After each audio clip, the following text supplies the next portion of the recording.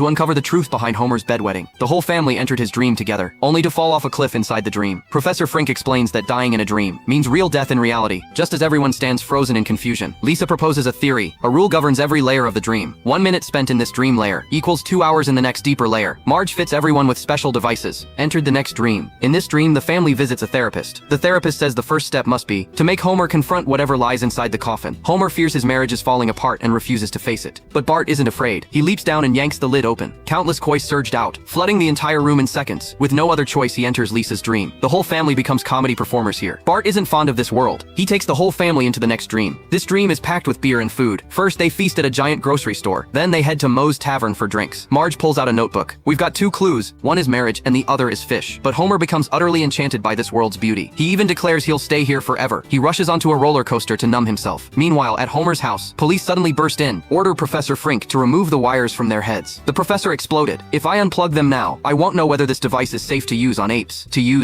They wrestle over the device, sending it crashing to the floor. The dream world collapses with it. A bottle of beer topples over. The beer flood sweeps the family toward 2 massive gears. Homer instantly orders them to hurl Moe into the gears. Countless Moe quickly slow the gears' rotation. The 2 fighting at home send the device flying again. This accelerates the dream's collapse. And here, Moe can't hold on any longer. At that critical moment, death swoops down. He lifts the entire family skyward with his scythe. They land on a rooftop. He pulls off his mask, revealing a woman. Mom?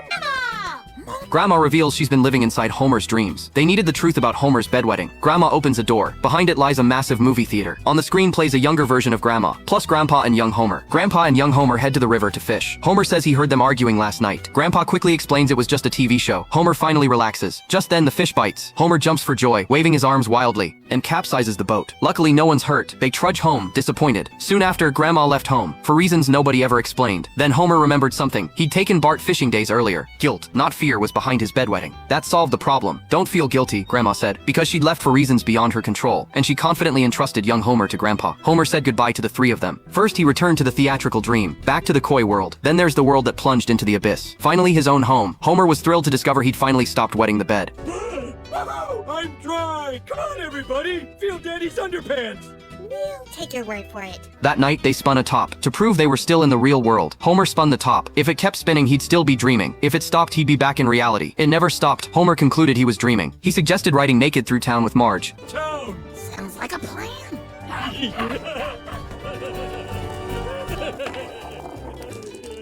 Is that hail coming down? Just dream hail! Ow! Oh! Ow! Dream hail! Ow! Oh! Hey, there's a dream shark! Ow!